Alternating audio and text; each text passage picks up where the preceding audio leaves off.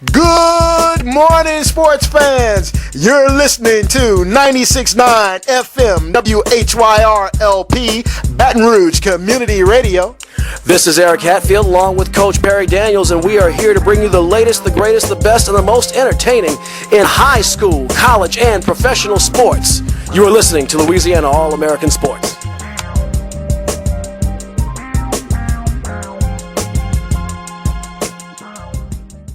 Yeah, ain't nobody dope as me. Good morning, Baton Rouge. It's a beautiful Saturday morning, nice and warm. Sun is out, good reason to get outside. And if you're outside and in your car, you should be tuning in to Louisiana All American Sports on 96.9 FM WHYR-LP Baton Rouge Community Radio. This is Eric Hatfield. And I'm Coach Perry Daniels. And it is time for Louisiana All American Sports. Tons of sports in the air. October is the best month of the year to be a sports fan. All four major North American team sports are in full swing. But of course, we are in South Louisiana, which is dominated by football. And we had a lot of football on the high school scene last night.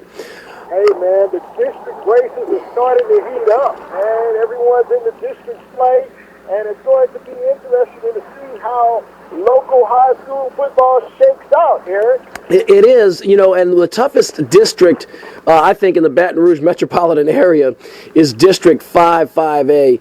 That includes heavyweights like Sanamar, Dutchtown, Woodlawn, and, of course, last night, Louisiana All American Sports.com brought you a heavyweight battle between the McKinley Panthers and the visiting East Ascension Spartans, and it was a very competitive matchup last night between these two District 5-5A rivals. It was a packed full house last night. Even Cox Sports Television was in effect, so you knew, it was on like Donkey Kong, so to speak, last night.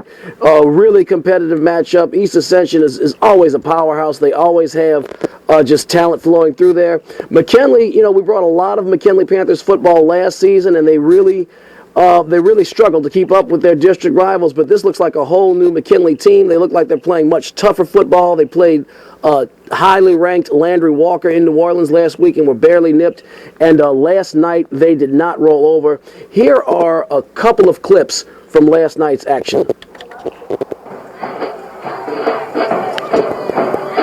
In the shotgun, Irvin, play action to Walker. He's rushed on the weak side. There's a pass, and it's caught complete to the running back out of the flat. He's got first down yards, and still on his feet to the 10-5, touchdown Spartans. And just like that, a 23-yard touchdown pass from Kyron Irvin to number 25, Cade Wagasback, a senior tight end, and that's 6 points as the Spartans draw first blood. The Spartans did draw first blood, and they really had McKinley against the ropes. They jumped out to a 2-touchdown lead early, but it was starting to look like, man, they might come in and blow McKinley out of their own building, but the Panthers wasted no time in responding.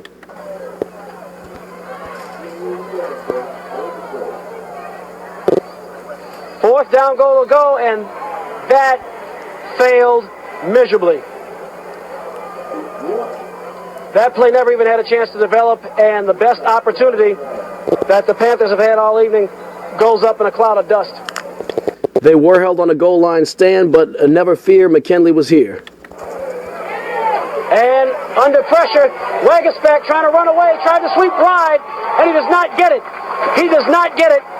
He's going to lose even more yards, losing another yard. It'll be 4th and 5, and McKinley looks like they'll get a chance to get the ball back here in the fourth quarter.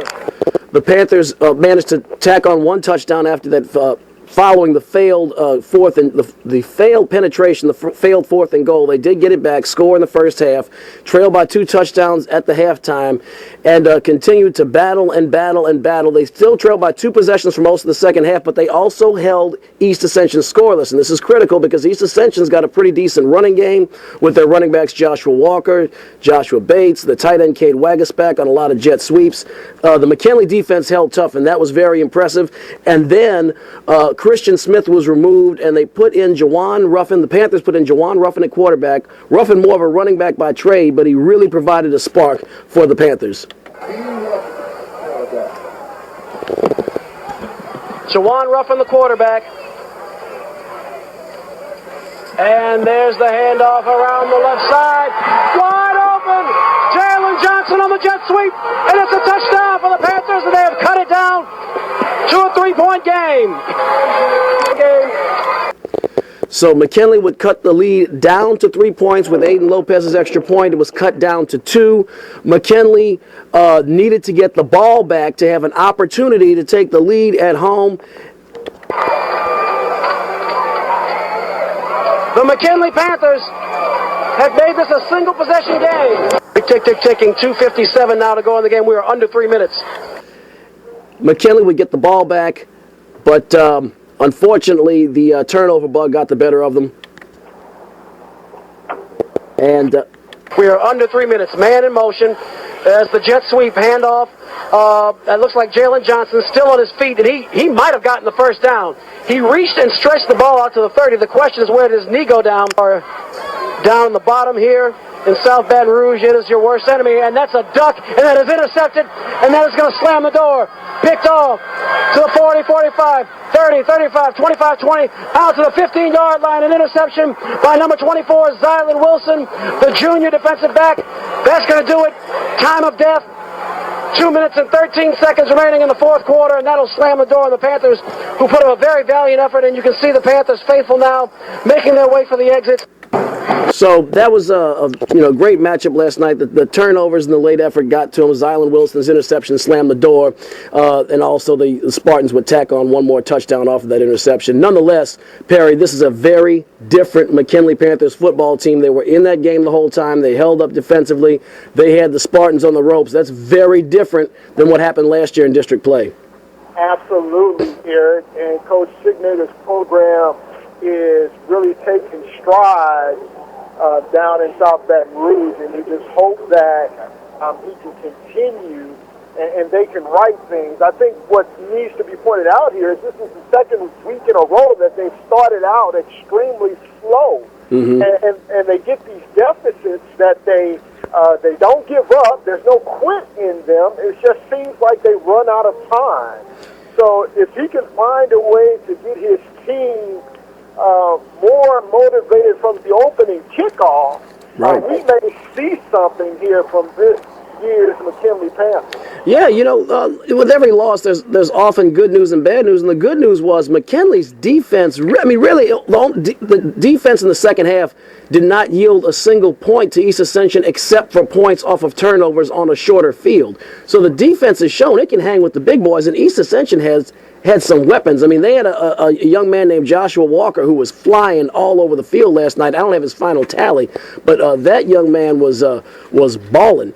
So they can hold up on defense. I think their problem is they don't have a very well-developed passing game, and they don't have well-developed passers, yet they line up in shotgun or the pistol almost every single offensive possession. And I didn't seem to notice much of a difference until they pulled Christian Smith out, who was handing the ball off more times than not, and put in Jawan Ruffin, who was either running off of the snap or play faking or running play action off of the snap. So they just have got to find a way to harness that running game and I guess get away from their offensive weakness, which is passing. This team's going to have some bullets in the gun. I was really impressed. Very different McKinley team. They were a much more potent team last night. They are to be taken seriously in District 5-5A. And that's the issue with falling behind early, Eric. Then you're forced to kind of pass, or else you're going to run out of time. As long as you're running the football, the clock is running. And that seems to be what happens to them. They have a decent running game, right, as you just stated, but you can't be down by 2 or 3 touchdowns and expect to run your way back into the game. So now you don't run your way from multi-possession deficits. We have we have the professor. He's in the building. Professor Terrell Johnson is joining us. He'll be on the air very shortly. I'm sure he's going to want to get some of that McKinley action. So we'll have to circle back around to that, Eric.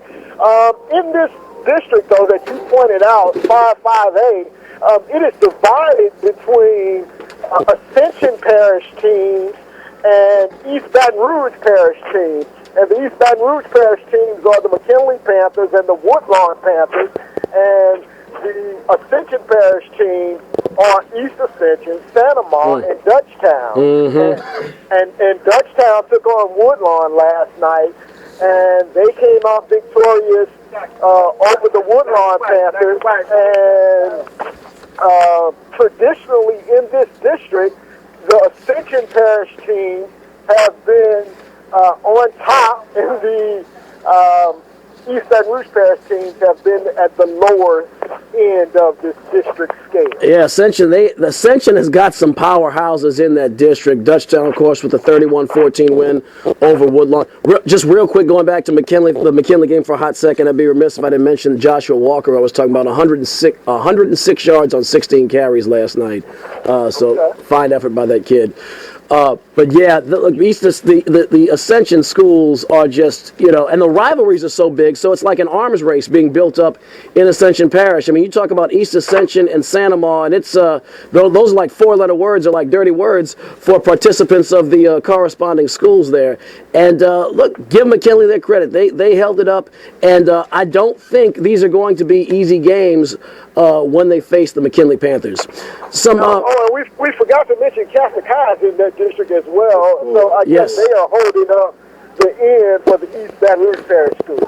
Yeah, I forgot to say, Catholic isn't exactly chopped liver. They're usually one of the strongest teams. They hammered Sanama. They beat Sanama last night. So those haymakers are flying right now, Perry. Those 5-5A haymakers are flying. Some other area action. Of course, we mentioned Catholic defeating Sanama, Dutchtown 31-14 over Woodlawn. Of course, we mentioned the McKinley score as they fell last night, 35-19 to the East Ascension Spartans. St. Thomas More blasted Westgate 63-13. East Feliciana defeated Episcopal last night. Denham Springs laid the smackdown on Central. That's often a big rivalry game, somewhat to the north and a little bit out to Livingston Parish, my old neck of the woods. Central's really, they don't look like the Central of the last few years. They're getting punched around this year. And you know what, Eric? That hurts McKinley because, McKinley thought they were onto something when they went to Central and beat Central. Yes. And based on power rankings, which is what the LHSAA does, they get points for every Central win. So that Central school not beating Denham, not being a very effective team this year, is not as beneficial to McKinley as they thought that it was going to be. Right. Yeah, there may have been. I agree. There may have been a little fool's gold in there. I agree. There may have been some fool's gold in there, but even so, it's definitely not last year's squad. But. Maybe not 3 steps forward. Maybe it was just 2 steps forward or a step and a half for the Panthers when they beat Central. You know what I mean? Yeah, and I guess off the air, I had no idea you had a Livingston Parish connection. You don't have to explain that to me maybe off the air. I used to live in Denham Springs. Yeah, that was my stomping grounds. That's cold. Anyway, that's funny. Oh, just get one in on old Eric today. All right, Zachary defeated Plaquemine. It was Plaquemine's first loss of the year, and it was a brutal one. The Broncos stampeded Plaquemine 64-28, stomping those Green Devils back to where. Scotlandville pounded Walker 49-13 in that District 4-5A contest. In 4-5A, it's only one number less and really only one step down from 5-5A. So big victory by the Scotlandville Hornets. Big victory by Scotlandville, man. That team's looking pretty good. They are. Edie White defeated Donaldsonville last night, and in the West Bank Civil War, Port Allen managed to nip Bruley 25-22 last night. That looks like a very good football game here. I'll tell you what, man. If I had known that we at Louisiana All American Sports have been competing with Cox Sports, with TV people, all kinds, and wires, and having to stand up, I might have gone across the river last night just from a comfort standpoint. Not to mention the fact it's a big rivalry game, but a lot of good action, as y'all can see, in the prep world last night. Professor Johnson in the building. You want to weigh in on that McKinley game? Yeah, man. I was in it. Peace, Perry. What's going on, good brother? Man, I was in attendance at the McKinley game last night, and it was very disheartening to see that we are really struggling at the quarterback position. roughing was put in place. McKinley began to implement the Wildcat, if you will, the direct snap to the quarterback, which was somewhat effective. McKinley has a substantially strong defense where they kind of held their own against EA. Toward the end, they began to look a little tired, but they did hold their own. In fact, they were right in the building when it was 21-19 with about 4 minutes left. 2 costly turnovers that really hurt, a fumble by Ruffin and then a pass across the middle into the zone, and that was the turning point. But it was really disheartening toward the end. And also, you mentioned the defense. I'd be remiss if I did not mention who's becoming a Louisiana All American Sports favorite, number 57, Daniel James. That kid's motor is just all over the place. Linebacker. We'd interviewed him last year prior to a game on LouisianaAllAmericanSports.com. You can find that interview. But Daniel James is just, physically he is what you'd expect for a 5A senior linebacker, but his motor never stops running, and it seemed like he had his face in on every play, so I just wanted to give big kudos and props to senior Daniel James, number 57. I hope colleges are watching and listening because he is going to be valuable with his effort that he puts forth. Hey guys, before we leave our high school segment, Professor, I want to give you an opportunity to let our McKinley faithful listeners have an opportunity to let them know where they could donate to the Alumni Center so that we can continue the legacy of McKinley and keep one of the only high school alumni centers in the state of Louisiana viable and alive. Thank you, Perry, for giving me that opportunity. Of course, I shout out to the McKinley Senior High School Alumni Association as well as the McKinley Senior High School Alumni Center. In fact, we just had a big alumni meeting Thursday night, and as Perry said, that we're accepting donations for the maintenance and upkeep of the building. If you would like, you can feel free to contact me and bring your money to the barbershop, or you can go to the Alumni Center and directly give to Mr. Garrick Mayweather or Ed Pratt, who is the president of the McKinley Senior High School Alumni Association. Anytime you want to donate, those of you McKinley alumni who feel compelled to come out and help your alma mater, as Perry said, the first black school in the state of Louisiana, we will be accepting these donations to help the maintenance and upkeep of the center. We're in a little rough spot right now. We're not soliciting, if you will, or panhandling, if you will, but we really need you right now, Panther. So all donations are greatly appreciated. Come to the Alumni Center and give. All right, Eric, let's transition, man. Let's move to the arena of college football. And our Southern University Jaguars have a huge road contest in the state of Alabama coming up tomorrow. Today, yeah. Yeah, they sure do. The Southern Jaguars, fresh off of a victory last week, a spanking of Arkansas Pine Bluff, 51-36 at A.W. Mumford Stadium, bringing their record up to 500 on the season. The Jaguars improved to 3-3 with the win last week and bumped it up to 2-1 in SWAC conference play. They will face an Alabama A&M team that's having some very opposite fortunes this year. The Grambling State Tigers defeated Alabama A&M 38-28 at Alabama A&M. So Grambling again went on the road, and the side note, the Grambling Tigers look like they're reborn. I mean, they were just a punchline last year. They're not this year, as they have stuck it to another SWAC opponent again. They defeated Alabama A&M 38-28. That drops Alabama A&M to the Bulldogs fall to 2-4 overall, 1-2 in SWAC conference play, and now they host the Jags, who are building some momentum and who have proven they can score points on offense. And I think the Bulldogs are going to have their hands full. I'll just say right now, I expect Southern to keep it rolling and to pull above 500 for the first time this year with a win at Alabama A&M. I agree with you. Go ahead. First of all, I'd like to say, Eric, your soul has been healed for the remark that you made, for the epiphany that you had about Grambling State University. So bless you, son. I'm giving him a sign of the cross in here right now. And Professor Johnson has on his Grambling State University shirt. He was thrilled. And he was elated as I was reading out the score. At any rate, I concur with you, Eric. I think that Southern will more than likely get this win today. Alabama State is not the team that they were last year, and Southern did look pretty good against Arkansas Pine Bluff. I wasn't in attendance at the game, but I looked at the numbers, and they looked pretty good. So they should also get a win today. Yeah, so let me say first, it's Alabama A&M at the playing. And second, man, Eric, you're familiar with this young man.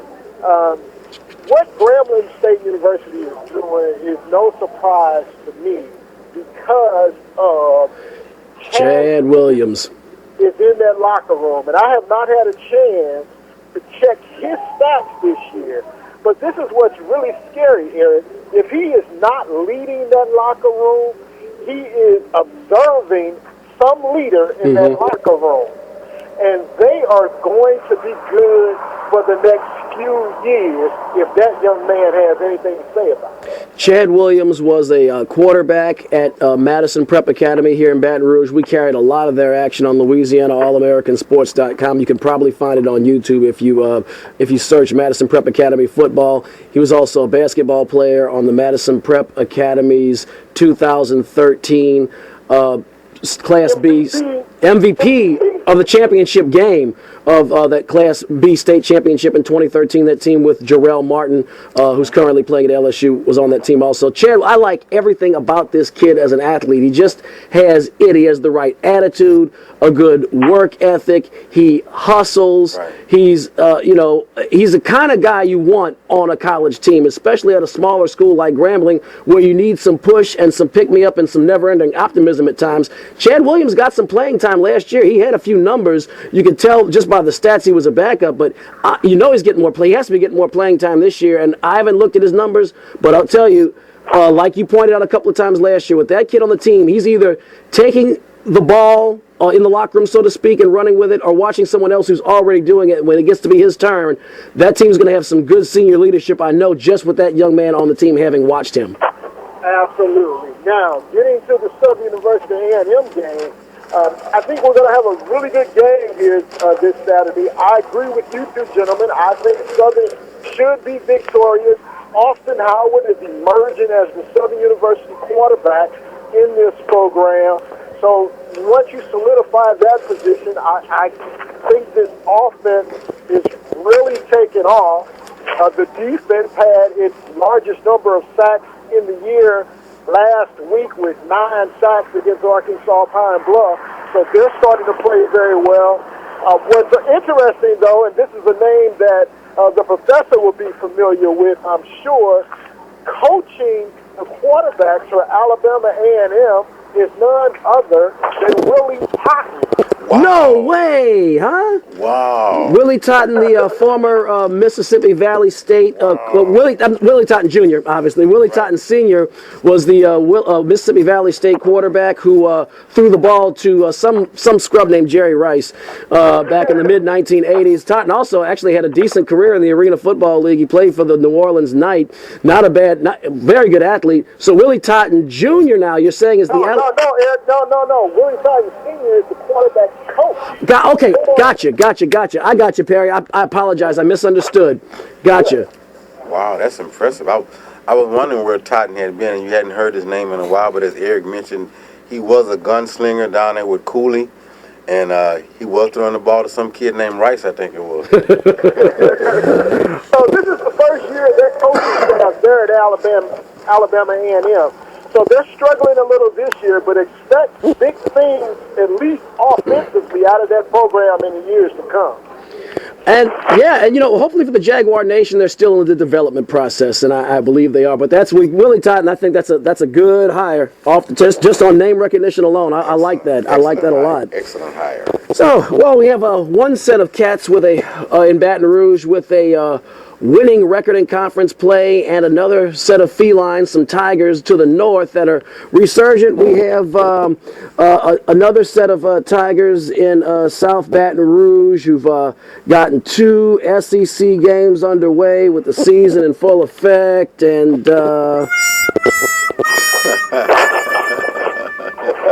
Oh, boy, it's just sad, sad, sad times in Tiger Country right now. The LSU Tigers were never in the game last week against the Auburn Tigers. I didn't expect it to be that close. I didn't expect them to just roll over and die, though.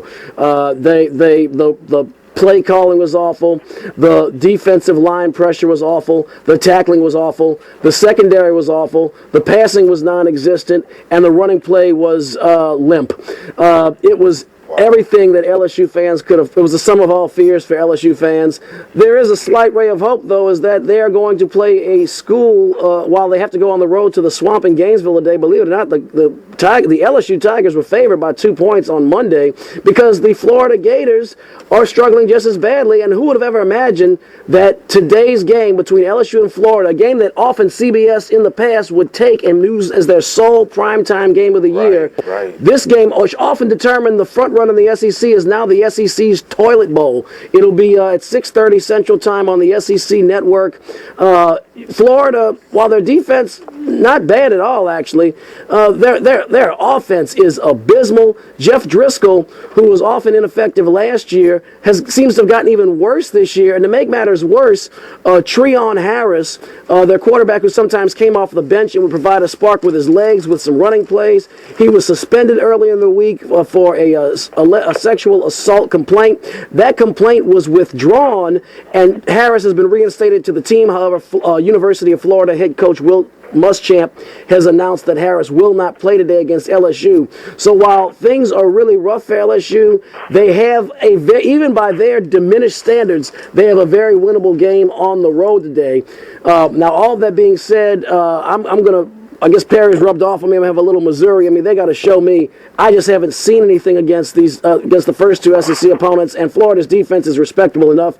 I still think the Gators are going to win today, but I'll have a little tinge, ray of hope, of optimism for this game.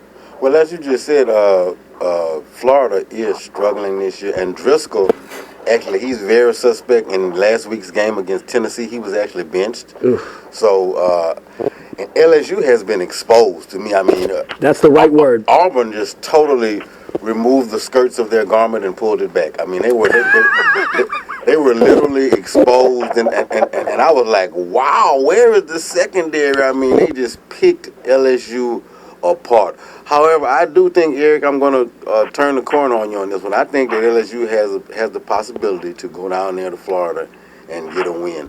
The Driscoll is the factor that's really going to, I mean, he's going to be the cog that pushes that whole offense. And if LSU defense can kind of hold up, I think they'll come out there with a win. Well, you know, I don't know. This is strictly a pick-up game, man. You don't know which team is going to show up for either side. Right. And the Driscoll arm plays right into LSU's weakness. Here's what I'm wondering, though.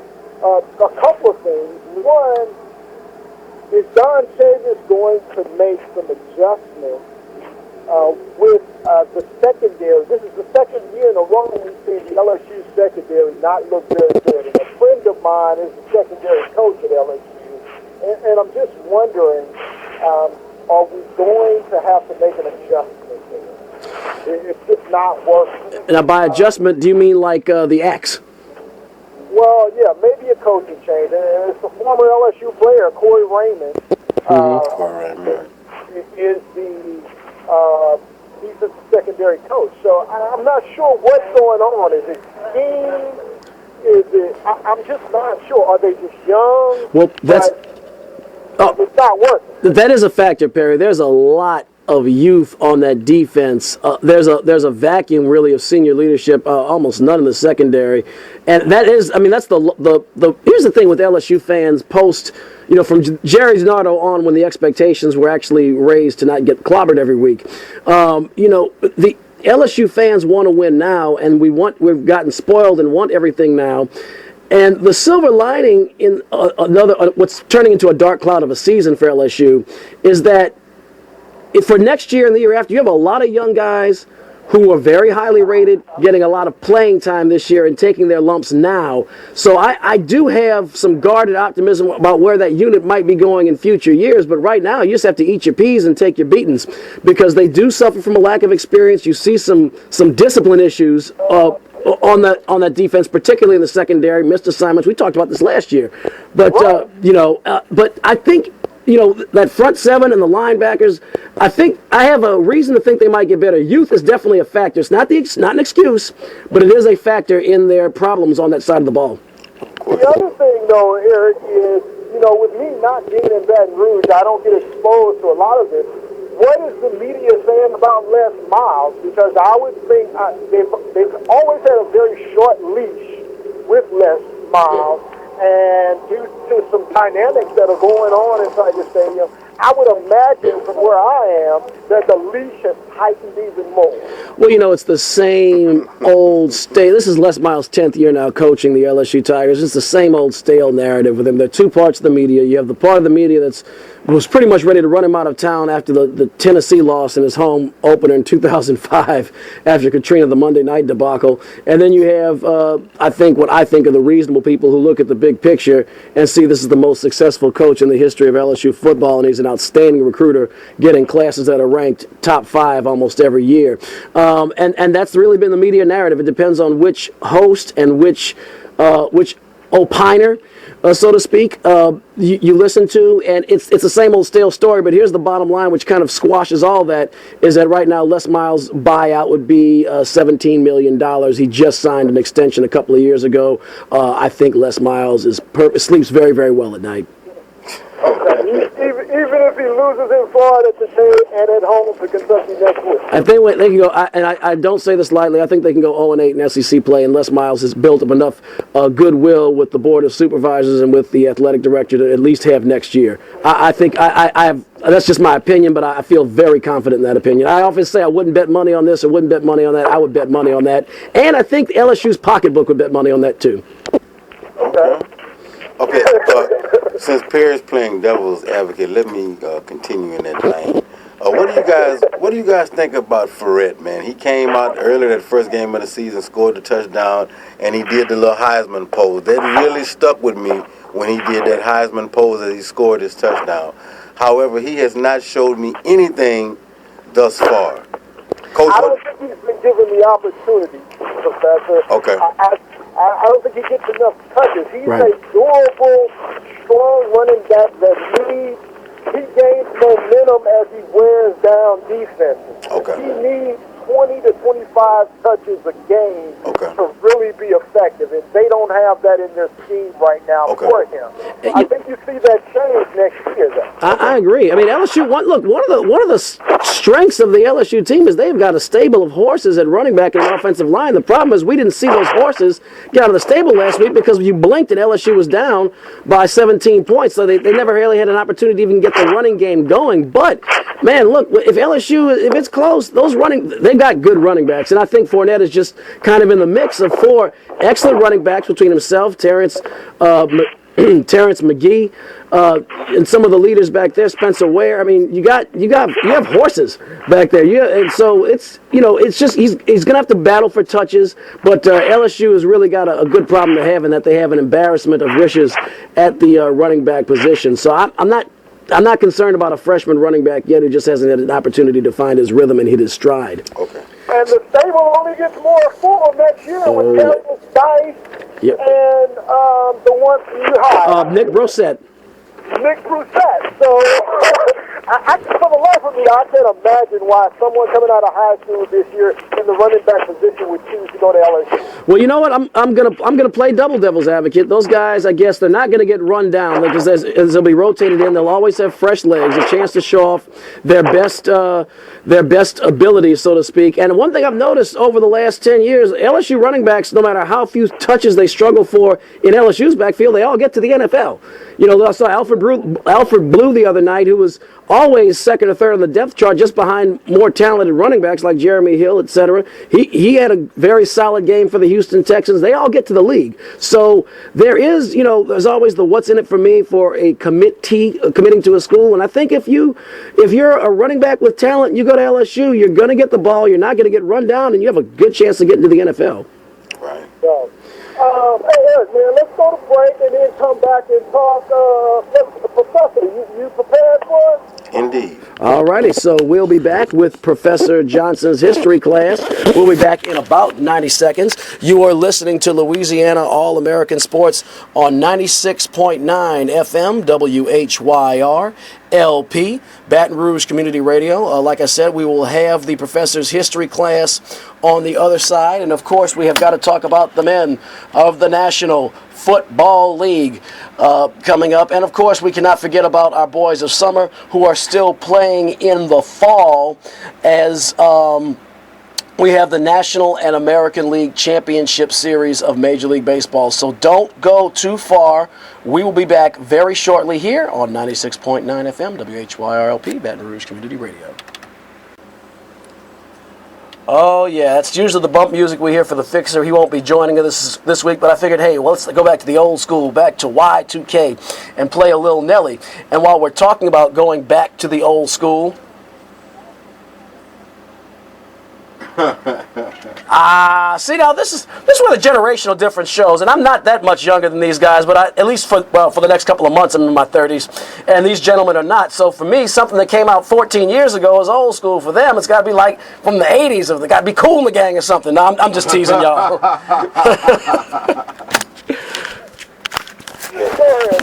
All righty, all right, so here we go. So let me go ahead and speaking of the old school, I think we can all agree this is old school as we get ready for Professor Johnson's history class, and we get ready to lead him in with his bump music. I said with his bump music.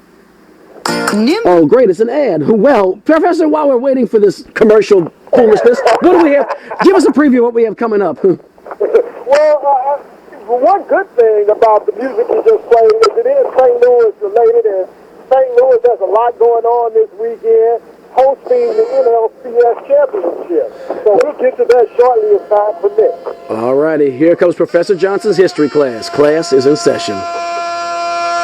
Freedom is a road seldom traveled by the multitude. Public enemy number one. Show what you got. Show what you got. Show what you got. Public enemy number one. Class is in session. Peace and blessings to my universal family. I want to give a strong shout out to my brother who I know he's listening and tuning in and often gives me positive critiques. Dr. Okoye Amos, who is my brother in the struggle. Much love, Imhotep. Today's lecture will be briefly, I'm going to keep it local. Today I want to share with you some information about the Breck Recreation Commission and City Parks Pool. Years ago in the late 1950s, in the mid to late 1950s, Breck, during the era of Jim Crow and desegregation, had a segregated pool in the beautiful and illustrious City Park located here in East Baton Rouge Parish. The poor, disenfranchised blacks didn't actually have a pool at this time. Individuals were swimming in a little area known as the Wishing Pond, which is a small creek, if you will, that's located behind what was then McKinley Junior High School, which is now McKinley Middle. The little creek is still there, or any other little watering hole that individuals could try to find to cool themselves off and just play in. This is where the little black children were swimming at this time.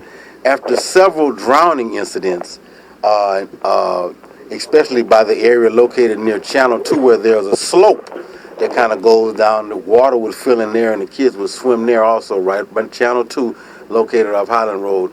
A young man drowned there, and after that drowning, there was another drowning shortly after that. So the group of blacks got themselves together, spearheaded by a deacon at Shiloh Baptist Church, Deacon Brooks, who led the pool to petition the East Baton Rouge Parish Center for a park for black kids to be able to swim and just have a safe recreational haven. They eventually were able to come together, generate some funds, generate a revenue stream, and purchase a plot of land which was near the then McKinley High School to begin to orchestrate the purchasing of Brooks Park. Thus, this is why you have the name Brooks Park. But before all that transpired, and in closing, a group of blacks attempted to go into City Park's pool. They were denied, and after pressure and an attempt to do legislation to get into the pool, ultimately the pool was closed, the water was taken out, and the pool was filled in, cemented in, just not to allow blacks to come in to swim. And so today, still today, you can go over there and bear witness to this structure. It's still there. It's now a museum, but that structure that sits adjacent to the golf course, right next to the tennis court, is where the pool once was. So those of you who are from Baton Rouge that are familiar with that area, if you get a chance, ride by there and maybe look at that. So remember, in closing, always investigate the information that you receive. If it is indeed the truth, verily it shall stand the test of investigation. In hotel. Class dismissed.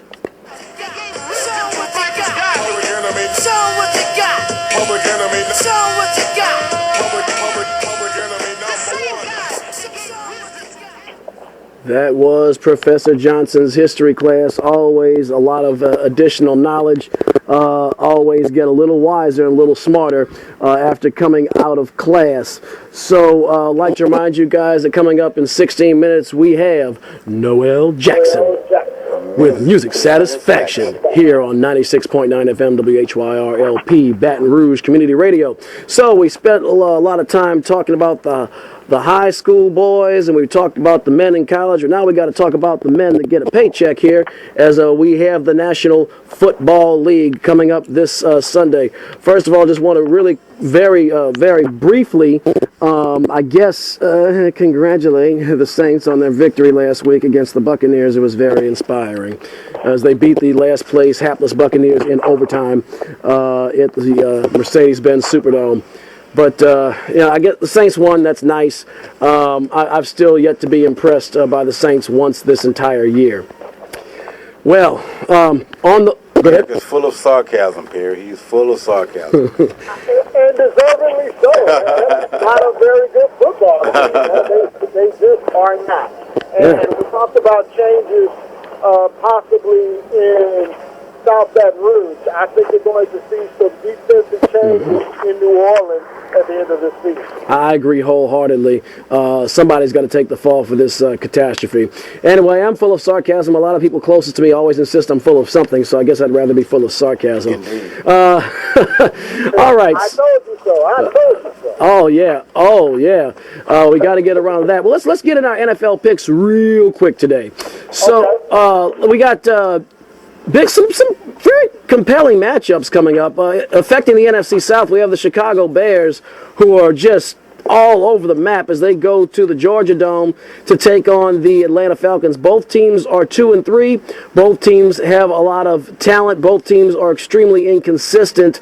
I actually ever so slightly like the Bears on the road, believe it or not, even though Atlanta is favored by 4 points, and even though Matt Ryan is almost bulletproof in the Georgia Dome, Atlanta's defense is just bad, and Chicago's is not that bad, and Jay Cutler's got to snap out of it eventually. So I'm going to go against the conventional wisdom and pick the Bears in this game. Wow.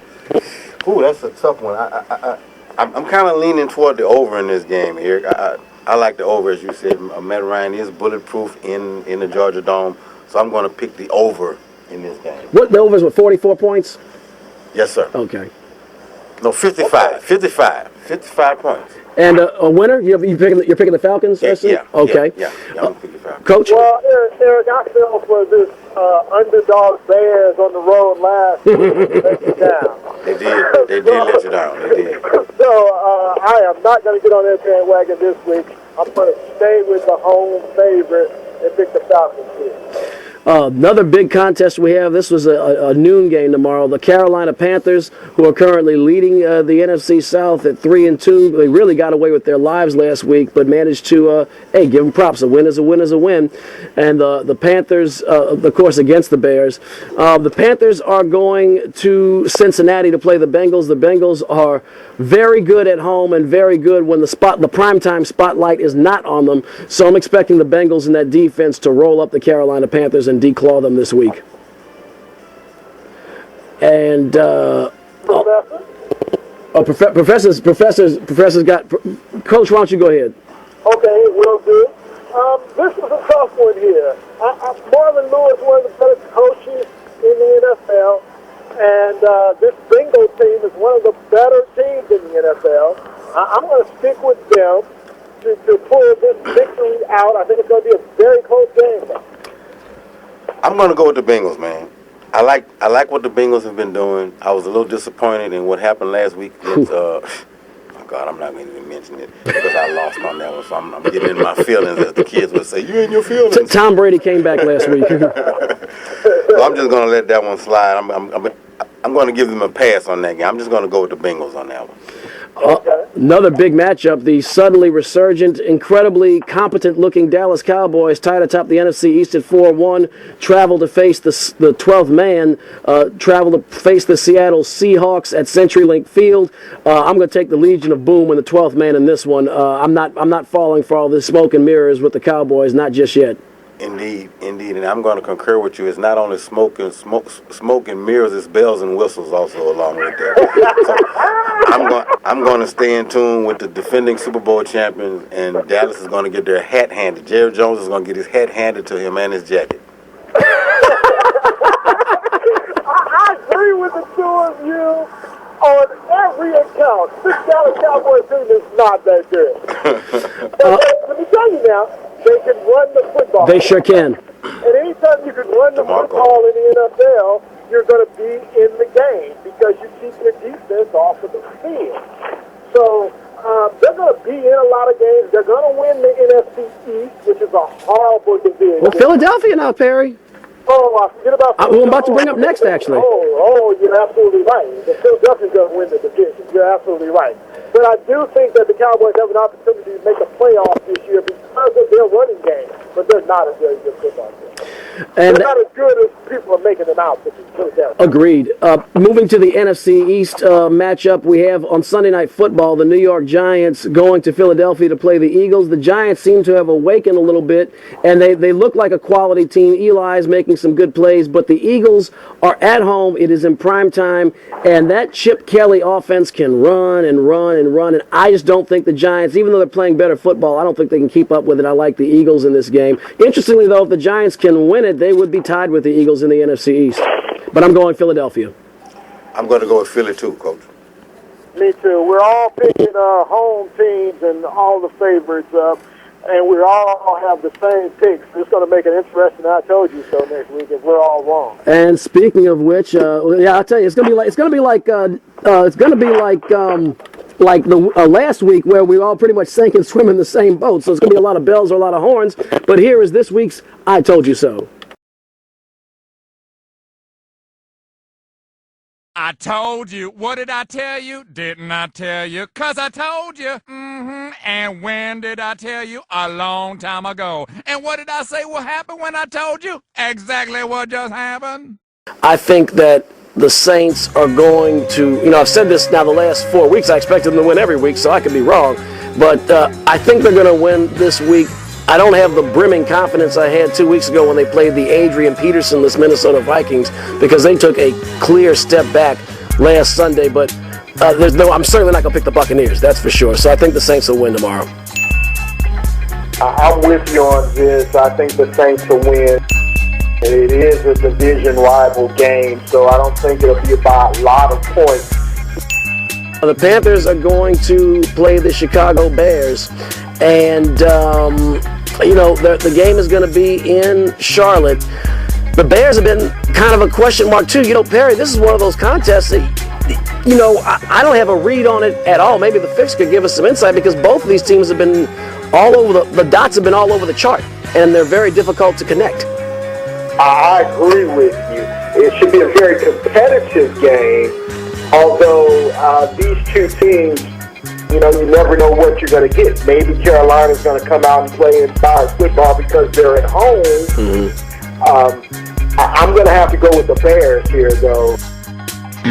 I'm going to kind of piggybacking off of what you said. I'm going to take the Panthers, but that's only because they're at home, and I definitely wouldn't put a nickel down on this game. With this game being in MetLife and with Atlanta's defense being just not very good, I think the Giants are going to win this game, and they could win very convincingly. This is here I'm going to take the Falcons, just because I don't think that Eli Manning and that offense can compete with the scoring power of the Falcons.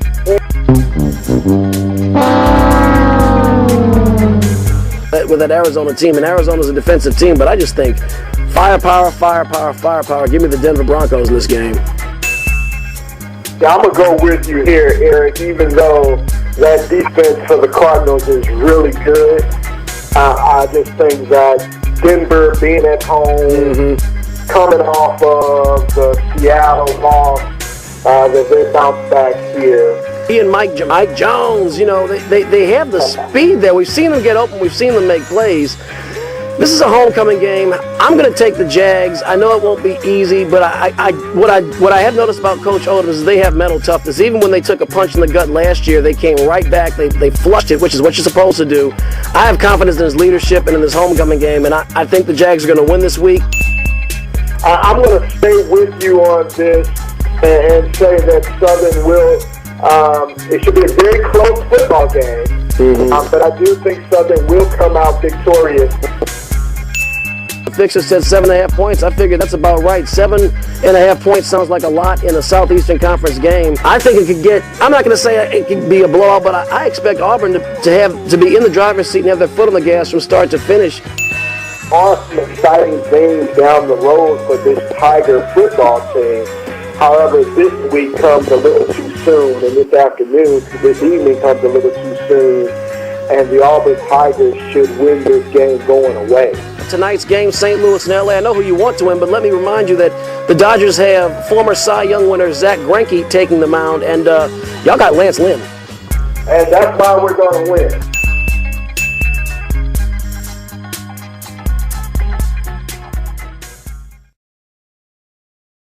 So I know Perry's got to be feeling awfully good with his baseball hat on. As the St. Louis Cardinals, I got to give them their props. This is they're both the Cardinals and the Giants, but especially the Cardinals. They are a first-class baseball organization. That's why they're in the NBA, MLB's Final Four almost every year it seems like, and they're going for a third World Series championship in a very, very short period of time.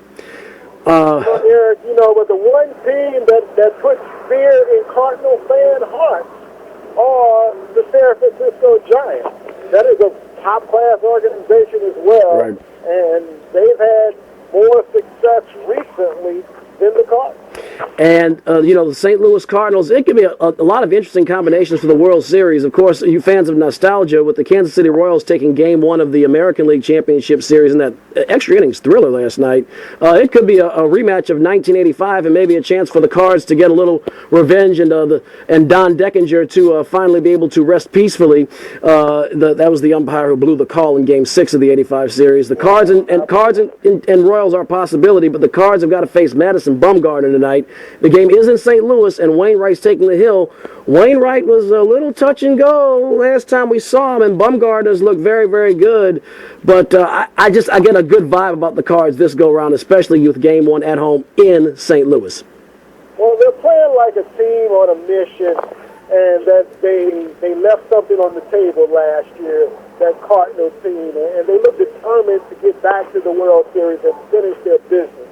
That would be great if the Royals make it as well. A lot of people in the area that I'm in were hoping for a Beltway series between the Orioles and the Nationals, and now that the Nationals have been eliminated, everyone is on the Orioles bandwagon. Sure. The Orioles are a very good team, But the Royals are winning, man, and last night they did it with home runs, Derek. This is unusual for that team. This Kansas City team was last in the majors in home runs, and they've been winning. They had a walk-offs twice in the American League Division Series against the Angels, or home runs that put them ahead for good, I should say. And now they had a home run that put them ahead for good against the Orioles last night. This Royals team is finding a way to win. You know, they went way up in that game. The Orioles charged all the way back. Tied the score at 5, and the Royals just kept finding ways to win. You know, in the 10th inning, or in the 9th inning, rather, when the Royals had the bases loaded with no outs, and they blew it, and Baltimore tiptoed out of that, I said, man, the clock might have struck 12 for Cinderella. And then here come the Royals again. Ned Yost is finding ways to win and not necessarily doing it in traditional ways. He's stealing bases. The home run's kind of traditional, but it's not traditional for the Royals. It's like they have some kind of magic fairy dust, and you got up right down I-71, the St. Louis Cardinals. It could be a very exciting time for Midwestern baseball. I'm expecting a really good contest this afternoon. You have two of the best pitchers in the National League of the last few years between Wainwright and Madison Bumgarner. Of course, you know, as great as the Fall Classic is, St. Louis has had some strife and some turmoil. And with 2 minutes to go, Perry, I'm going to let you fill in our audience on what's been going on there. Well, that is I-70 that you were Did I say 71? I'm sorry. Yeah. That's Ohio. I'm thinking about Ohio. My bad. And that 1985 series still sticks in the craw of all Cardinal fans because we feel as though that was a championship that was taken from us unjustly. Okay, but let's talk about what is going on in St. Louis this weekend, Eric. There are a lot of protests around the Michael Brown situation. I am just so proud of the community there in St. Louis that they are not letting this rest, that the grand jury is still deliberating on whether or not they're going to bring the officer to trial or press charges against him. And there are civil disobedience plans all around the area this weekend. And they're keeping a lot of them close to their vest and not explaining what the exact tactics are, but they have announced that they will have disobedience protests all weekend in the St. Louis area. One of the most fantastic ones that I've seen, Eric, is the one at the Symphony. The St. Louis Symphony Orchestra is one of the most popular things in St. Louis that is attended by the elite. And there were Michael Brown protests there in the orchestra. We've seen articles regarding St. Louis Cardinal fans 15 seconds with Michael Brown protesters outside of Busch Stadium there in St. Louis. So it's going to be interesting to see how things develop. And I just love that they have not let this go. So as we've come to the end of our journey, as we always say around this time, ADT, JNS, love you. Have a good afternoon. Peace. Go Big Blue. Hail to the King and lots of love. May He protect us from the evil. Hail to the King, lots of love.